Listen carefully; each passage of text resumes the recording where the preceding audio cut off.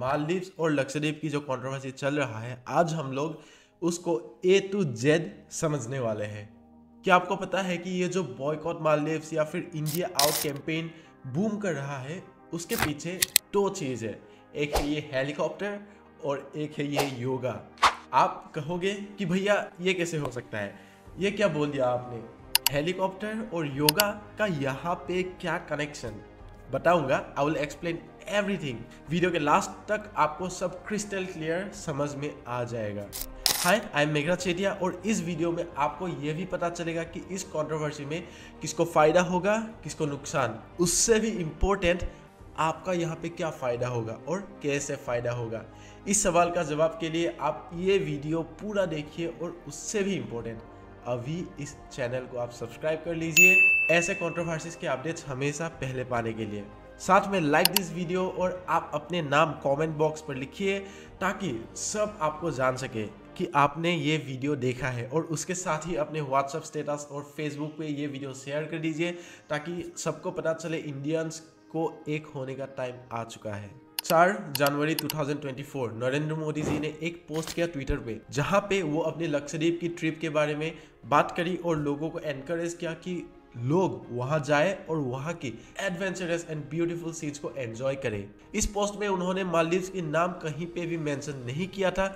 उसी के साथ पूरे इंडिया में एक बहुत बड़ी कैंपेन शुरू हो गया, बॉयकॉट मालदीव्स। अक्षय कुमार से लेके सचिन तेंदुलकर तक, सलमान खान से लेके श्रद्धा कपूर तक, अमिताभ बच्चन से लेके जॉन अब्राहम, हार्दिक पांड्या, सभी सेलिब्रिटीज इस कैंपेन से जुड़ गया और पब्लिक को ये बताया कि वो मालदीव्स के ट्रिप कैंसिल करे और लक्षद्वीप पे जाए वेकेशंस के लिए। ताज ग्रुप वहाँ पे 2 वर्ल्ड क्लास होटल बनाने वाले हैं। लक्षद्वीप में एक एयरपोर्ट भी बनने वाला है। इसी दौरान एक रिपोर्ट भी आया कि 8,000 लोग मालदीव्स के लिए अपना होटल बुकिंग कैंसिल करवा चुके हैं और 25,000 से भी ज़्यादा फ्लाइट बुकिंग्स भी कैंसिल हो चुका है। और इसी बीच जो लोग ऋषिकेश भी यूपी रोड से बस लेके जाता है, बस पे लटक के जाता है, उन्होंने भी इस मौके का फ़ायदा उठाया और फेसबुक, इंस्टाग्राम पे जाके ऐलान कर दिया कि उन्होंने भी अपना मालदीव्स का ट्रिप कैंसिल कर दिया। लेकिन अब सवाल ये है कि एशिया का सबसे छोटा देश भारत के खिलाफ क्यों उल्टा तीर ले रहा है? क्या नरेंद्र मोदी जी का लक्षद्वीप जाना एक इत्तेफाक था? आखिर मालदीव्स भारत के लिए इतना जरूरी क्यों है और इस कंट्रोवर्सी से आपका क्या फायदा है? चलिए इस वीडियो को शुरू करते हैं। कमेंट करके बताइए कि आप किसके सपोर्ट में हैं, लक्षद्वीप जाना सही है या फिर मालदीव्स या फिर दोनों? Comment down right now and let's begin.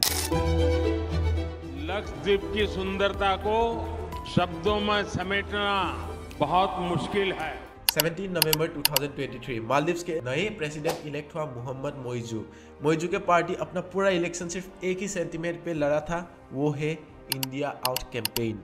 क्यों, हम थोड़ी देर बाद जानेंगे। मालदीव्स और भारत के रिलेशंस हमेशा बहुत अच्छा रहा है। आज तक मालदीव्स के हर नए प्रेसिडेंट अपना फर्स्ट फॉरेन विजिट इंडिया पर करते थे, लेकिन मोइजू पहले तुर्की गए और एक दिन पहले वो चाइना गया। कई लोगों को ये कहना है कि मोइजू पार्टी का ये भारत विरोधी रवैया चाइना के वजह से आया है, क्योंकि चाइना ने मालदीव्स को $1.37 बिलियन की लोन देके रखा है और हाल ही $20 करोड़ देके एक ब्रिज भी बनवाया था। दूसरी तरफ इंडिया के लिए मालदीव्स इसलिए ज़रूरी है क्योंकि नंबर 1, इंडिया की 90% ट्रेड इंडियन ओशन से गुजरता है। नंबर 2, मोरओवर मालदीव्स के आसपास बहुत important and valuable minerals and rare earth metals है जो काम आने वाले हैं भविष्य की ग्रीन टेक्नोलॉजी के लिए, जिस पर इंडिया का हक है टू एक्सप्लोर और एक्सट्रैक्ट। लेकिन इतनी दूर एक्सप्लोरेशंस के लिए इंडिया को कई स्टॉप्स बनाने होंगे, तो इन दोनों कारणों से मालदीव्स एक बहुत इंपॉर्टेंट जगह है इंडियन इकोनॉमी के लिए। Number 3, military purpose. देखिए, हर देश जियोपॉलिटिक्स में ज़्यादा से ज़्यादा अपने इन्फ्लुएंस बढ़ाना चाहता है अपनी जियोग्राफिक बाउंड्रीज के बाहर, ताकि अपने दुश्मनों को मारना हो या फिर अपने सिटीजन्स को बचाना हो, दोनों काम बन जाए। इसलिए मालदीव्स इंडिया के साइड पे रहे, ये इंडिया के लिए बहुत ज़रूरी है। और इन्हीं 3 कारणों से चाइना के लिए भी मालदीव्स उतना ही ज़रूरी है। पहले तो मालदीव प्रो इंडियन रहे थे। 1978 पर जो प्रेसिडेंट बना था मोहम्मद अब्दुल गयूम, उनको 10 साल तक कोई भी हिला नहीं सका था प्रेसिडेंसी के पद से। 1988 को एक बहुत बड़ा षड्यंत्र रचा गया गायूम के विरुद्ध। अब आते हैं 3 नवंबर 1988। गायूम भारत आने वाले थे। उस वक्त भारत और मालदीव के बीच बहुत अच्छा रिश्ता था, इतना अच्छा रिलेशंस था कि भारत ने गायूम को लाने के लिए अपनी एक स्पेशल प्लेन भेजा। मालदीव की एक बड़ा बिजनेसमैन था अब्दुल्ला लतीफ़ी। ये उस वक्त मालदीव के तख्ता बदल के गायूम को उसके पद से हटाना चाहता था ताकि उनके बंदे वहाँ राज करें। लतीफ़ी को यह पता था कि ये काम वो अकेला नहीं कर सकता, इसलिए वो उस वक्त श्रीलंका के जो आतंकी संगठन people liberation organization of Tamil Eelam, जो प्लूटे के नाम से जानते थे, उसके मदद से 200 मिलिटेंट्स मालदीव पे घुसा दिया। ये लोग बस इस इंतजार पे बैठे थे कि इधर गायूम भारत जाए और पीछे से ये लोग राष्ट्रपति भवन पर कब्जा करें। लेकिन उसी दिन भारत की प्रेसिडेंट किसी काम से बाहर जाने के कारण से गायूम को रिक्वेस्ट किया कि वो एक दिन बाद आए, इसलिए गायूम वापस राष्ट्रपति भवन चला गया। मगर अब्दुल्ला लतीफ़ी के आतंकवादी संगठनों ने अपना डिसीजन नहीं बदला और वहाँ के radio station, airport, TV station और सरकारी बिल्डिंग्स पर हमला करके अपना कब्जा बना लिया। उसी कारण अपने सेफ्टी के लिए गायूम को भी एक सेफ हाउस पर छिपना पड़ा। अब यहाँ पे इंटरेस्टिंग कुछ होता है। मालदीव सरकार अब अपनी रक्षा के लिए श्रीलंका, पाकिस्तान, सिंगापुर से मदद मांगी, मगर सबने अपने अपने कुछ कारण दिखा के मदद के लिए इनकार कर दिया। अमेरिका मदद करने के लिए आगे आ सकता था, लेकिन उनके समुद्री जहाज बहुत दूर होने के कारण अमेरिका भी नहीं आ पाया। जब वो ब्रिटेन से हेल्प मांगी तो उन्होंने भी भारत के पास जाने को कहा। मतलब ऐसा टाइम हो गया था कि पूरी दुनिया मालदीव सरकार की मदद करने के लिए पीछे हट गया था। उसी समय मालदीव सरकार ने भारत की मदद मांगी और आपको जान के आश्चर्य होगा कि मालदीव से मदद मांगने की 10 घंटे के अंदर भारत के पैरा कमांडोज मालदीव के एक खाली आइलैंड पर पहुंच चुका था। भारत के पैरा कमांडोज ने उन आतंकवादी को बड़े ही जल्द वहां से भगा दिया, बहुतों को एनकाउंटर किया, कईयों को पकड़ा और कई आतंकवादी ने सरेंडर कर दी। उसके बाद गायूम को सेफ हाउस से बाहर निकाला। यहाँ पे आप देख सकते हो कि कैसे भारत ने मालदीव को आतंकी संगठनों के कब्जे में जाने से बचाया। इस ऑपरेशन को ऑपरेशन कैक्टस के नाम से जाने जाते हैं। If you want to learn about this operation then you can search it on Google. Gayoom इसके बाद 20 साल तक राष्ट्रपति बने रहे। उसके बाद जितने राष्ट्रपति बने वो सब भारत के इस हेल्प को हमेशा याद रखा। इसके बाद भारत ने मालदीव को बहुत सपोर्ट किया, जैसे कि सुनामी 2003 आई गेस, सुनामी के टाइम पे इंडिया सबसे पहले मदद के लिए आया था। आज भी वहाँ के मीडिया, संसद और बुद्धिजीवी भारत के मायने को समझते हैं। लेकिन 2013 में प्रेसिडेंट नसीद के एक डिसीजन के कारण पूरा पॉलिटिक्स उनके खिलाफ हो गया। उनको प्रेसिडेंसी से हटाया गया और vice president Mohammed Waheed president बन गया। उसके तुरंत बाद ही उन्होंने नसीद को अरेस्ट करने के लिए ऑर्डर दे दिया। नसीद भी इंडियन हाई कमीशन चला गया मदद मांगने, लेकिन भारत के मदद करने से पहले उनको अरेस्ट कर लिया गया। और इसी बीच चाइना ने बड़ा अपॉर्चुनिटी देखा और अपनी एंट्री ले ली मालदीव को फाइनेंशियल हेल्प देके। और उसके बाद ही मालदीव के प्रेसिडेंट प्रो चाइना बन गया और वो लोग चाइना को ऑफिशियली अपना सबसे खास दोस्त बुलाने लगे। मगर इस फाइनेंशियल हेल्प के वजह से ही मालदीव चाइना के ऊपर 1.4 बिलियन डॉलर्स के डेब्ट में आ गया। अब ये उनको कौन बताए। अब यहाँ एंट्री होता है हमारे हेलीकॉप्टर की कहानी। इंडिया ने मालदीव को 2 ध्रुव एडवांस लाइट हेलीकॉप्टर या फिर ALH दिए थे 2010 में और एक 2015 में। इन 2 एडवांस्ड हेलीकॉप्टर के मकसद था समुद्र में सर्च एंड रेस्क्यू ऑपरेशंस करना, वेदर सर्विलेंस करना और आइलैंड्स के बीच पेशेंट्स को एयरलिफ्ट करना। इंडिया ने एक डॉर्नियर एयरक्राफ्ट भी दिया था मालदीव को इलीगल वेसल्स को सर्वे करने, स्पेशली चाइनीज वेसल्स जो मालदीव की टेरिटरी में आ रही है और टेररिस्ट मूवमेंट को मॉनिटर करने, क्योंकि 2020 में आईसिस ने मालदीव पर ब्लास्ट किया था। इस एग्रीमेंट के दौरान यह डिसाइड हुआ था कि इंडियंस अपने ऑफिसर्स भेजेंगे वहां के ऑफिसर्स को ट्रेन करने के लिए to how to operate this aircraft. दोनों राष्ट्र की कहना था कि यह सिर्फ एक ह्यूमैनिटेरियन असिस्टेंस था जिससे लोगों के मदद होंगे।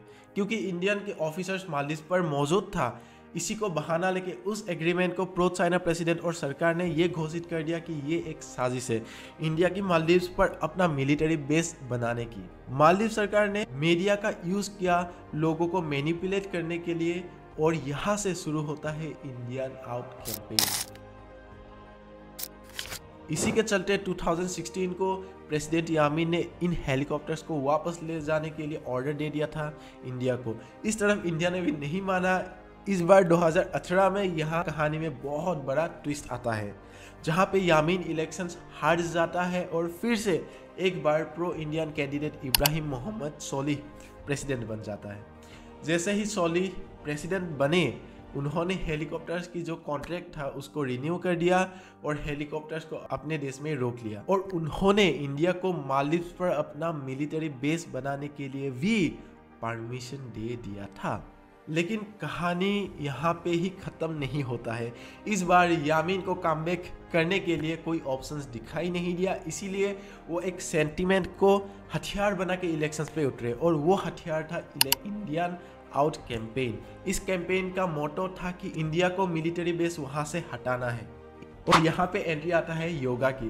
जून 2022 इंडियन हाई कमीशन ने डिसाइड किया कि वो इंटरनेशनल योगा डे सेलिब्रेट करेंगे माली में। सबको लगा ये तो कोई परेशानी की चीज़ ही नहीं है, योगा इज़ गुड। लेकिन जैसे ही योगा चल रहा था, एक साथ ही स्टेडियम के बाहर प्रोटेस्टर्स के भीड़ खड़ा हो गया और वो ज़बरदस्ती अंदर घुस आए, जिसके चलते पुलिस को टीयर गैस यूज़ करना पड़ा। प्रोटेस्टर्स के ये कहना है कि योगा इस्लाम के खिलाफ है और ये हमारे देश में हो नहीं सकता। इसे प्रोपागेंडा कहो या फिर कैंपेन, जिसके सहारा लेकर 2023 इलेक्शंस में फिर से यामीन कमबैक कर गया। क्योंकि यामीन प्रेसिडेंट बन नहीं सकते थे due to his fraudulent charges, वो अपनी खास आदमी मोहम्मद मोइजू को प्रेसिडेंट बनाया और मोइजू ने ये ऑर्डर कर दी कि यहाँ इंडिया को अपनी मिलिट्री बेस हटाना होगा। आप देख सकते हो कि पॉलिटिशियंस कभी कभी अपने फायदे के लिए एक ऐसी आइडियोलॉजी को अपना लेता है जिससे पब्लिक का नुकसान होता है या फिर उनको उनके प्रैक्टिकली कोई वैल्यू नहीं होता। अब इसी के चलते मोदी जी ने एक बहुत बड़ा कदम उठाया और लक्षद्वीप पर फोकस करना स्टार्ट कर दिया। अब मोदी जी ऐसा क्यों नहीं करेंगे भला? अब तो टाइम भी आ चुका है कि उसको थोड़ा सबक भी सिखाए उस मोइजू को या फिर प्रो चाइना मंत्रियों को जो अपने पॉलिटिकल फायदे के लिए इतनी पुरानी मदद भूल चुका है। और इसी के चलते मालदीव्स के सेकंड लेवल के 3 मंत्रियों ने चौड़े होकर जोश जोश में आके भारत और मोदी जी के खिलाफ बोल तो दिया सोशल मीडिया पर, लेकिन मालदीव सरकार को 10 मिनट में पता चल गया कि ये तो हमने उल्टा तीर ले लिया है। क्योंकि अगर आप देखें मालदीव्स का टूरिज्म मेनली भारतीयों के भरोसे चल रहा है। सिर्फ 2023 में 2.5 लाख से ज़्यादा भारतीय मालदीव्स पे गए हैं। एवरी ईयर सबसे ज़्यादा टूरिस्ट इंडियन ही होता है। इवन मालदीव्स भारत से गए हुए डॉक्टर्स एंड टीचर्स के भरोसे ही चल रहा है। फिलहाल तो 5 जनवरी को वहाँ के वाटर प्लांट्स पे आग लगने के कारण वाटर क्राइसिस हो गया था, जहाँ पे इंडिया ने अगले दिन ही वहाँ पे पानी भिजवाए थे। आपको क्या लगता है कि ये जो 3 चपरी मंत्री भारत के खिलाफ उगल रहा है, उन लोगों के कोई अकल भी है या नहीं? कमेंट करके अभी बताइए और साथ की ही चैनल को सब्सक्राइब कर लीजिए। हालांकि उन 3 मंत्रियों को ऑफिशियली ये घोषित कर दिया है कि दे आर सस्पेंडेड और उन लोगों को इंडिया से माफ़ी मांगने को भी बोला और साथ में ये भी बताया ऑफिशियल्स ने कि ये उन लोगों के प्राइवेट मंतव्य थे, प्राइवेट कमेंट्स थे, ये कोई सरकारी कमेंट्स नहीं था।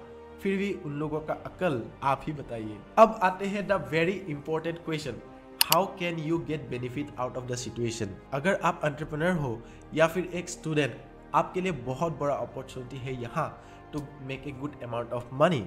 5 पॉइंट्स दूंगा मैं यहाँ पे, जहाँ से आपको एक पिक करना है और वहाँ थोड़ा दिमाग लगाना है, ठीक है। पहला 3 पॉइंट्स, जिसके पास ऑलरेडी पैसा है या फिर they can manage some amount of money as a capital, और बाकी का 2 पॉइंट्स उन स्टूडेंट्स के लिए है और उन लोगों के लिए है जो बिना इन्वेस्टमेंट के कुछ शुरू करना चाहते हैं to make their wealth. So let's start. पहले नंबर पे आता है tourism. Lakshadweep is a beautiful and exotic destination that attracts tourism from all over the world. अगर आपके पास कैपिटल है तो आप वहाँ पे hotels, resorts, restaurants and other facilities जिससे टूरिस्ट के नीड्स फुलफिल हो, वहाँ इन्वेस्ट कर सकते हैं। आप देख लेना विद इन ए ईयर वहाँ पे ऐसे बहुत सारे एंटरप्रेन्योर्स अपना वेल्थ क्रिएट करेंगे।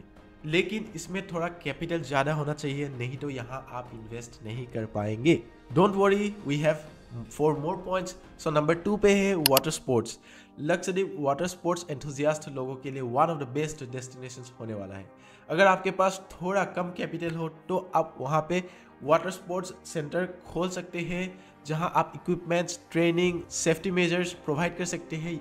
Surfing, swimming, canoeing, snorkelling, scuba diving, water skiing और कायाकिंग जैसे एक्टिविटीज़ के लिए। अगर आप स्किल्ड टीनेजर हो तो आप ट्रेनर भी बन सकते हो इन एक्टिविटीज़ के लिए। ओके, सो नंबर 3 पर आते हैं इको फ्रेंडली प्रोडक्ट्स। लक्षद्वीप एक एनवायरमेंटल सेंसिटिव एरिया है जो पॉल्यूशन, वेस्ट और ओवर एक्सप्लॉयटेशन से प्रोटेक्ट करना जरूरी है। एंटरप्रेन्योर्स वहाँ पे नेचुरल, ऑर्गेनिक और रिसाइकल मटेरियल से बना हुआ इको फ्रेंडली प्रोडक्ट्स के एक मार्केट क्रिएट कर सकता है और वहाँ से करोड़ों रुपए की कंपनी खड़ा कर सकता है। अब आते हैं last 2 points for the students जिसके पास कैपिटल ना हो और जिसके पास कैपिटल ना हो उनके लिए। So number 4, website. आप लक्षद्वीप के टूरिज्म सेक्टर के लिए एक वेबसाइट क्रिएट कर सकते हो। वहाँ various perspectives, places to live, places to explore etcetera information दे के वेबसाइट बना सकते हैं, जहाँ टूरिस्ट को उन प्लेसेस के बारे में जाननी हो तो वो आपके वेबसाइट पे विजिट करेंगे, जिससे आपके वेबसाइट का ट्रैफिक बढ़ेंगे। यहाँ पर आप एड चलाइए तो एडसेंस की कमाई तो होगा ही, साथ में आप एफिलिएट अर्निंग भी कर सकते हैं वहाँ के प्रोडक्ट्स को प्रमोट करके। This is a very easy form to earn money अगर आपके पास कैपिटल नहीं हो तो। Now final number 5 which is vlogs. Tourists always watch the videos of the places. कहीं जाने से पहले उस जगह का वीडियो हम भी हमेशा पहले देखते हैं, राइट? आप भी देखते होंगे। इसीलिए अगर आप लक्षद्वीप के वीडियोस ब्लॉगिंग के रूप से बनाते हो तो there is a huge chance कि आपका वीडियोस टूरिस्ट देखेंगे लक्षद्वीप जाने से पहले। और सिर्फ टूरिस्ट ही नहीं, पूरी दुनिया आपके वीडियोस देखेंगे, क्योंकि मालदीव्स वर्सेस लक्षद्वीप का जो कंट्रोवर्सी चल रहा है, सब ये जानने की कोशिश करेंगे कि लक्षद्वीप दिखता कैसे है, वहाँ की जगह कैसे है, लोग कैसे रहते हैं, वहाँ का खाना कैसा है, एंजॉय करने का जगह कहाँ कहाँ है, एटसेट्रा एटसेट्रा। और आप अपना वीडियोस यूट्यूब या फिर फेसबुक पर मोनिटाइज करके पैसा कमा सकते हो। तो ये था 5 पॉइंट्स जिससे आप इस कंट्रोवर्सी का फ़ायदा उठा सकते हो अपने लिए, खुद की फाइनेंशियल बेनिफिट के लिए। आपको कौन सा पॉइंट अच्छा लगा मुझे ज़रूर बताइए कमेंट सेक्शन पर। और अगर आपके पास कुछ और भी पॉइंट्स हैं जो मैंने मिस किया, let me know in the comment section right now. This is all guys for this video. अगर आपको वीडियो अच्छा लगा तो subscribe to my channel, smash the like button and share it to your status to help your friends. अपना नाम लिख के comment करना मत भूलिए। See you in the next video. I am Meghraj Chetia signing of.